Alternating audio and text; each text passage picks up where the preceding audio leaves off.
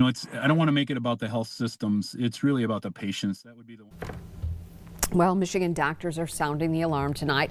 In just a few weeks, thousands of their patients may not have access to the care they need. And that's because a program called the Interstate Medical Licensure Compact is set to expire at the end of the month. News 10's Riley Connell here in studio now to explain. Yeah, Ann and David, the compact allows doctors who got their medical licenses in other states to practice here in Michigan. It will expire at the end of March if state lawmakers don't take action on two bills which have been stalled for months. Michigan State University Healthcare's chief medical officer tells me this will have a major impact on patient care. Overall, there's a shortage of physicians throughout the country. The state of Michigan made an effort to solve that problem back in 2019 by letting doctors with out-of-state medical licenses treat people in our state.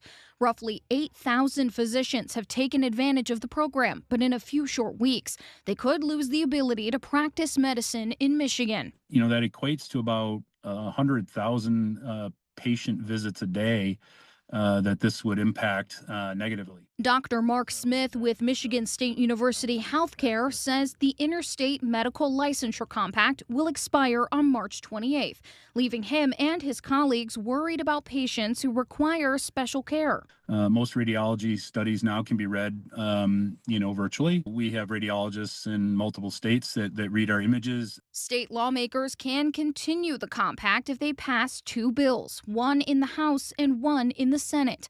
They're sitting in committees waiting for discussion and approval. But as the clock keeps ticking, Smith says the legislature has to understand the gravity of the issue. The lack of a compact like this would greatly jeopardize our ability to give good quality care.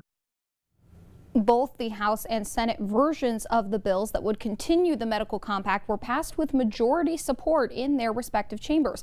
The House bill is now sitting in the Senate Committee on Government Operations. The Senate bill is in the House Rules Committee. Back to you, David.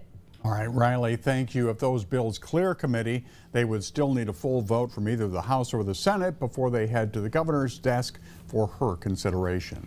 Today, we learned how much it's going to cost to cross